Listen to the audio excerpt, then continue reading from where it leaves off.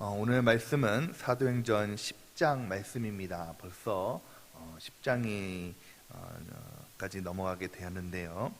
우리는 우리가 잘 알지 못했던 것들, 또 우리가 익숙하지 않은 일들을 행할 때면 그 일들이 좀 막연하기도 하고 두려움을 느끼기도 하고 또 심지어는 거부감이 들기도 합니다.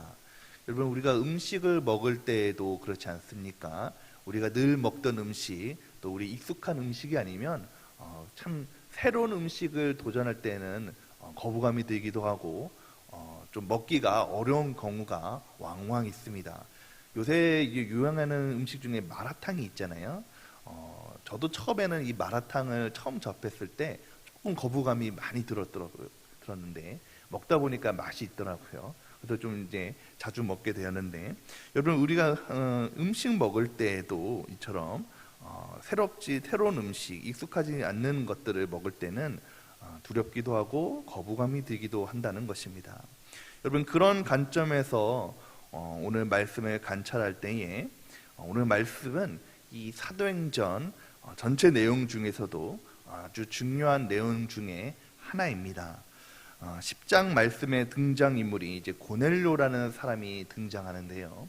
이 고넬료라는 이방인들을 통해서 이 고넬료라는 사람을 통해서 이방인들의 전도가 열리게 된 것이죠. 여러분, 담임 목사님께서 말씀하시듯 이 사도행전이라는 이 성경책을 간통하는 주제 말씀은 1장 8절 말씀입니다. 잘 아시는 말씀이죠. 오직 성령이 너에게 임하시면 너희가 권능을 받고 예루살렘과 온 유대와 사마리아와 땅끝까지 이르러 내 증인이 되리라 라는 말씀이 바로 그 말씀입니다. 그 말씀 그대로 지난 9장까지의 말씀을 보면 이 말씀이 전차적으로 이루어지는 과정을 우리가 살펴보았습니다. 성전에서 베드로가 안증뱅이를 일으킴으로 인해서 또 그것이 많은 사람들을 불러일으키게 되고 그들에게 복음을 전함으로 인해서 예루살렘의 복음이 전해지고, 또한 우리가 빌립 지사를 통해서 사마리아의 복음이 전해지고, 또 바울이 이제 다메섹으로 예수 믿는 자들을 잡으러 가는 말씀을 통해서 다메섹까지 하나님의 복음이 전해졌구나라는 것을 알 수가 있게 되죠. 1장 8절 말씀처럼 그대로 이제 말씀 그대로 복음이 점점 전파됩니다. 그런데 중요한 것은 복음이 지역적으로는 점점 전파되는데 이것은 오직 유대인에게만 전파되었다는 것입니다. 예루살렘에서 살던 유대인, 또 사마리아인, 또 다메섹에 살던 유대인, 바로 그들에게만 복음이 점점 퍼지게 되었다는 것이죠. 물론 이 빌립 집사가 에디오피아의 내시에게 세례를 베풀고 복음을 전했 적이 있긴 하지만 아주 극히 제한적인 예외적인 일이었다는 것입니다. 본격적으로 그래서 오늘 10장 말씀을 토대로 이제 이방 유대인들에 대한 전해지는 그 복음이 이제 이방인에게 열리게 되는 사건이 바로 이 10장 말씀에 기록되어 있습니다. 그래서 사도행전을 지은 저서한 이 누가도 10장과 11장에 거쳐서 이 사건을 아주 중요하게 기록하고 다루고 있는 것이죠. 그 바로 중요한 사건이 고넬료라는 이방인과 베드로 이 두 사람의 중심으로 기록되어 있습니다. 먼저 우리 고넬료를 한번 살펴보도록 하겠습니다. 우리 1절과 2절 말씀을 다시 한번 읽겠습니다. 가이사랴에 고넬료라 하는 사람이 있으니 이달리아 부대라 하는 군대의 백부장이라. 그가 경건하여 온 집안과 더불어 하나님을 경외하고 백성을 많이 구제하고 하나님께 항상 기도하더니. 이 고넬료라는 사람에 대해서 설명하고 있습니다. 이 고넬료라는 사람은 로마 군대의 백부장입니다. 로마 군대에 당시 이스라엘은 이 로마 제국의 지배를 받고 있었는데 이 로마 제국의 백부장이라는 것은 상당한 지위에 있는 사람입니다. 100명의 군사를 이끌고 있는 사람이죠. 근데 그는 이방인이었지만 2절 말씀에 보니까 경건하고 또 하나님을 경외하고 백성을 많이 구제하고 하나님께 항상 기도하는 사람이었습니다. 그러니까 하나님을 믿는 이방이었다는 것이죠. 그런데 이 유대인이었던 이 고넬료라는 사람은 한계가 있었다는 것이죠. 무슨 한계가 있다는 것입니까? 이방이었다는 거예요. 하나님을 믿고 하나님을 따랐다는 것이지만 그런 세례받지 못한 자로서 결코 하나님의 성전에 들어올 수 없는 자였죠. 그렇기 때문에 제한되어 있는 그런 믿음을 가지고 있는 자였다는 것입니다. 그런데 이 고넬료가 신앙으로 온전해 가는 모습을 10장을 통해서 우리가 볼 수가 있는데, 이 고넬료에게는 특징이 하나 있었습니다. 오늘 말씀 가운데 하나님께서 이 고넬료에게 환상으로 나타나게 나타나는 것이죠. 하나님의 사자가 3절 말씀에 보면 환상 중에 나타나서 고넬료에게 베드로라는 사람을 찾으라라고 말씀하고 계십니다. 여러분, 이 하나님께서 환상적으로 나타나시게 하는 이유가 있습니다. 그것은 바로 우리 2절 말씀을 함께 읽겠습니다. 2절 말씀입니다. 다시 한번 읽겠습니다. 그가 경건하여 온 지방과 더불어 하나님과 경외하며 백성을 많이 구제하고 하나님께 항상 기도하더니. 여러분, 이 고넬료의 특징은 바로 다른 것도 있겠지만 바로 하나님께 항상 기도했다라는 것에 우리가 조금 관심을 둘 필요가 있습니다. 여러분, 이 고넬료가 하나님을 경외하는 마음으로 항상 기도할 때에 하나님께서 그에게 환상 중에 나타나셔서 은혜를 베풀어 주셨다라는 것이죠. 여러분, 기도는 하나님의 음성을 듣고 주님의 계시를 듣는 귀한 은혜의 도구인 줄 믿으시기 바랍니다. 기도하는 것은 하나님을 만날 수 있는 가장 좋은 시간이죠. 기도하는 시간을 통해서 주님과 깊이 교제하면 하나님께서 우리에게 은혜를 받을 수 있는 귀한 기회를 우리에게 더하여 주신다는 것입니다. 이 기도를 통해서 세상에는 인간의 지식과 이성으로 이해할 수 없는 사건을 통해서 우리에게 말씀하고 계신다는 것이죠.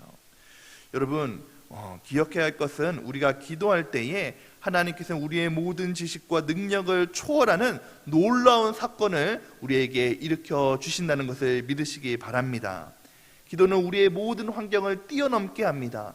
기도는 우리의 모든 능력을 뛰어넘는 하나님의 무한한 능력을 체험하게 하는 은혜의 도구라는 것입니다. 한마디로 말해서 기도는 하나님을 일하시게 하는 은혜의 도구인 줄 믿으시기 바랍니다. 바로 그 은혜의 도구로서 오늘 고넬료를 말씀하고 있는 것이죠. 고넬료가 기도할 때에 하나님께서는 환상을 통해서 나타나시고, 그리고 베드로를 찾게 하셔서 이 유대인에게만 전해졌던 복음의 문을 결국 고넬료에게 허락하심으로 인해서 예수 그리스도로 말미암아 그가 그를 구원받게 하셨습니다. 그리고 그가 온전한 믿음의 사람으로 되게 하셨다는 것이죠. 여러분, 고넬료가요, 우리가 이전의 말씀에 읽었지만 하나님을 경외하고 또 하나님을 사랑하는 자였지만은 유대인 교회의 관점을 보았을 때는 그런 불안정한 자입니다. 세례받지 못했기 때문에 그는 결코 하나님께 합당하지 못하는 자였습니다. 그러나 그가 기도할 때에 하나님께서 은혜를 베풀어 주심으로 그가 예수 그리스도로 말미암아 결국적으로 구원받게 하시고 그가 온전한 믿음의 사람이 될 수 있도록 하나님께서 은혜를 베풀어 주셨다는 것이죠. 이 고넬료에 대해서 우리가 한 가지 더 살펴보아야 할 것은 바로 그가 기도하는 사람과 동시에 구제하는 사람이었다는 것입니다. 우리 4절 말씀을 함께 읽겠습니다. 고넬료가 주목하여 보고 두려워 이르되 주여 무슨 일이니까? 천사가 이르되 내 기도와 구제가 하나님 앞에 상달되어 기억하신 바가 되었으니. 이 고넬료라는 사람은요, 기도하는 동시에 구제를 베푸는 사람이었다는 것입니다. 많은 사람에게 구제를 베푸는 사람, 즉 행함이 있는 믿음을 행했다는 것이죠. 그것이 하나님께 기억되었다라고 말씀하고 있는 것입니다. 야고보서 2장 14절 말씀에 이렇게 얘기하고 계시죠. 내 형제들아, 만일 사람이 믿음이 있노라 하고 행함이 없으면 무슨 유익이 있으리요. 여러분, 우리가 믿음이 있다고 하고 행함이 없다는 것은 그것은 죽은 믿음이라고 말씀하고 있는 것입니다. 그러나 이 고넬료는요, 기노함과 동시에 믿음을 행하는 사람이었다는 것이죠. 바로 하나 행함이 있는 사람이었다는 것입니다. 제가 새벽에 말씀을 정하면서 종종 여름 성경학교, 우리 유초동부 여름 성경학교를 예하러 든 적이 있습니다. 참 신기한 게도 그때마다 하나님께서 설교에 맞는 내용들을 이어지게 하세요. 지난주에 제가 우리 유초동부 여름 성경학교에 소금과 빛의 사람에 대해서 설교를 했습니다. 예수님께서 얘들아 너희에게 말씀하시기를 소금과 빛의 사람이 되라고 말씀하셨어 라고 얘기했는데, 그러면 어떻게 하면 소금과 빛의 사람이 될 수 있을까? 라고 이야기를 전했습니다. 예수님께서 말씀하셨죠. 마태복음 5장 16절의 말씀에 이렇게 얘기하고 있습니다. 너희는 소금이 되어라, 빛이 되어라 라고 말씀하시면서, 이같이 너희 빛이 사람 앞에 비치게 하여 그들로 너희 착한 행실을 보고 하늘에 계신 너희의 아버지께 영광을 돌리게 하라 라고 예수님께서 말씀하셨습니다. 너희는 세상의 소금이다, 너희는 세상의 빛이다 라고 말씀하시면서 바로 착한 행실을 통해서 너희가 그것을 감당하라고 말씀하셨죠. 마찬가지로 이 고넬료 역시 기도하는 것에 그치지 않고 하나님께 구제함으로, 하나님께 행함으로 인해서 하나님이 일하시도록 만들어 주셨다, 은혜를 베풀어 주셨다는 것입니다. 여러분, 이처럼 우리 삶 가운데 우리 기도뿐만 아니라 행함이 있는 믿음을 더하시기를 바랍니다. 특별히 우리에게 복음 전파라는 하나님께서 명령을 주셨는데, 우리가 한 영혼을 위해서, 태신자를 위해서 기도할 뿐만 아니라 우리 입술로 행함으로 통해서 그 영혼을 결실을 맺으시는 저 여러분이 되시기를 예수님의 이름으로 축원드립니다. 이제 베드로의 경우를 함께 살펴보도록 하겠습니다. 베드로에게 하나님께서 나타나셔서 환상을 보여주십니다. 우리 10절과 11절 말씀을 함께 보겠습니다. 그가 시장하여 먹고자 하매 사람들이 준비할 때에 황홀한 중에 하늘이 열리며 한글이 내려온 것을 보니 큰 보자기 같고 내 길을 메어 땅에 들이웠더라. 하나님께서 이 고넬료에게 환상을 나타내셨던 것처럼 베드로에게도 환상을 나타내셨다는 것이죠. 어떤 환상을 나타내셨냐면은 아주 그 보자기가 하늘에서 내려오는데 거기서는 부정한 짐승들이 있다는 것입니다. 그리고 그 짐승들을 먹으라라고 말씀하시고 계신다는 것이죠. 여러분, 이 하나님께서 베드로를 통해서 환상을 나타나신 이유는 바로 베드로를 통해서 하나님께서 하시고자 하는 일, 또 하나님께서 일을 하고자 하는 것이 있다는 것입니다. 여러분, 근데 하나님께서 일하시고자 하는 그 환상을 베드로가 본 계기가 있다는 것이죠. 우리 9절 말씀을 함께 읽겠습니다. 9절 말씀입니다. 이튿날 그들이 길을 가다가 그 성을 가까이 갔을 그때에 베드로가 기도하려고 지붕에 올라가니 그 시간은 제6시더라. 여러분, 고넬료와 베드로에게 동일한 일들이 일어납니다. 환상을 보게 되는 놀라운 일을 보게 되죠. 그런데 그 전에 행했던 일들을 보니까 베드로 역시 고넬료처럼 기도하는 것을 볼 수가 있습니다. 여러분, 베드로가 기도할 때에 하나님께서 이 베드로를 통해서 환상을 보여주시는데, 그리고 인해서 하나님께서 이 베드로에게 하신 일이 있다는 것이죠. 무슨 일을 하셨습니까? 하나님께서 베드로에게 하신 일은 이 베드로에게 한계를 뛰어넘게 하신 일이라는 것입니다. 여러분, 우리가 레위기 11장에 보면요, 하나님께서 먹지 말라고 하신 부정한 짐승들에 대해서 얘기하고 계십니다. 여러 가지 음식들을 짐승들을 얘기하고 계시죠. 굽이 갈라진 것들을 먹지 말라, 또 비늘이 있는 것들을 먹지 말라, 그런 것들을 쭉 얘기하고 계십니다. 그런 것에 따지면 여러분, 우리는 돼지고기도 먹으면 안 되고요, 매기 매운탕도 못 먹고, 그리고 우리 여름에 큰 보양이 되는 우리 장어도 못 먹어요. 그런 것을 다 못 먹게 되는데, 어쨌든 이 유대인들은 이런 것들을 아주 철저하게 지켜왔거든요.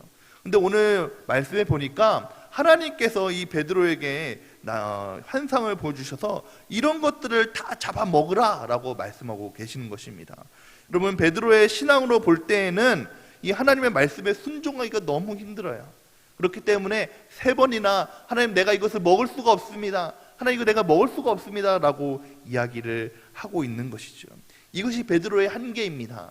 여러분, 이 베드로도 유대인이기 때문에 율법을 지켜야 된다는 것을 한계가 갖고 있었다는 것이죠. 그렇기 때문에 이 베드로 역시 그것을 하나님의 말씀을 받아들이기가 어려웠다는 것이죠. 그럴 때에 15절 말씀에 하나님께서 깨끗하게 하신 것을 내가 속달지 하지 말라라고 하나님께서 직접적으로 말씀하시죠. 그리고 이 3번이나 가정을 반복한 후에도 이 베드로가 깨닫지 못해요. 이게 무슨 말씀인가 라고 생각했을 때에 그때에 성령께서 말씀하시죠. 우리 19절 20절 말씀을 함께 읽겠습니다. 베드로가 그 한상에 대하여 생각할 때에 성령께서 그에게 말씀하시되 2 사람이 너를 찾으니 일어나 내려가 의심하지 말고 함께 가라. 내가 그들을 보내었느니라 하시니. 여러분, 베드로가 깨닫지 못했을 때에 그 베드로가 일할 수 있도록 하나님께서 일하시는데, 베드로가 한계를 뛰어넘을 수 있도록 일하시는데 바로 성령께서 그 일을 행하신 줄 믿으시기 바랍니다. 여러분, 그럼으로 인해서 결국적으로는 어떻게 됩니까? 우리가 23절 말씀에 보았지만 내일 말씀에 보겠지만 결국에는 베드로가 고넬료를 만나게 되고 하나님께서 나에게 환상을 보여주신 이유가 바로 이방인들에게 바로 복음을 전하기 위해서 이것을 일하도록 내 한계를 뛰어넘도록 하나님께서 인도하여 주셨구나라는 것을 알게 되었다는 것입니다. 사랑하는 성도 여러분, 우리가 세상에 어려운 것이 참 많습니다. 어려운 것 중에 하나가 내 경험과 것을 넘어가게 되는 것을 우리는 두려워한다는 거예요. 내 한계를 우리는 넘어서는 것을 두려워하게 된다는 것입니다. 참 우리가 나이가 들면 들수록 우리가 우리의 경험을 통해서 난 여기까지밖에 못할 거야, 난 여기까지밖에 진행을 못할 거라는 것을 우리는 너무나도 내 한계를 너무나 잘 알고 있거든요. 난 그 사람에게 복음을 전하지 못할 거야. 그 사람은 내가 복음을 전해도 하나님 말씀이 들어갈 수가 없어. 근데 사랑하는 성도 여러분, 하나님께서는 바로 이 문제를 통해서 베드로는요 이방의 전도인을 생각도 못하고 있었거든요. 근데 하나님께서는 이 베드로에게 이방의 전도를 뛰어넘도록, 베드로의 한계를 뛰어넘도록 생명을 통해서 일하심으로 한계와 장벽을 뛰어넘게 하시고 결국적으로는 위대한 복음을 전파하도록 하신 것을 볼 수가 있습니다. 사랑하는 성도 여러분, 말씀을 정리하겠습니다. 오늘 말씀을 통해서 하나님께서 고넬료와 또 베드로에게 일하신 것은 바로 하나님께서 고넬료와 베드로에게 일하십니다. 그런데 중요한 것은 바로 기도로 그들이 이것들을 가능하게 했다는 것입니다. 여러분, 기도는 하나님을 일하게 하십니다. 기도는 우리의 환경을 뛰어넘도록 하게 하십니다. 사랑하는 성도 여러분, 우리 안에 하나님은 우리의 삶 가운데 하나님이 일하도록 하게 하십시오. 오늘 우리가 모여서 하나님께 기도할 때에 우리의 기도를 통해서 하나님의 내 인생 가운데 일하도록 하게 하여 주시옵소서. 소망을 가지고 나가십시오. 그럴 때에 하나님께서 기도를 통해서 우리의 한계를 뛰어넘게 하십니다. 기도를 통해서 우리가 전혀 생각지도 못한 일들을 행하게 하십니다. 기도를 통해서 우리가 작정한 그 태신자들을 하나님께서 복음으로 인도하게 하심을 믿으시기 바랍니다. 이런 놀라운 역사가 오늘 기도하는 가운데 우리 모든 성도들의 삶 가운데 임하기를 예수님의 이름으로 축원드립니다. 함께 기도하겠습니다.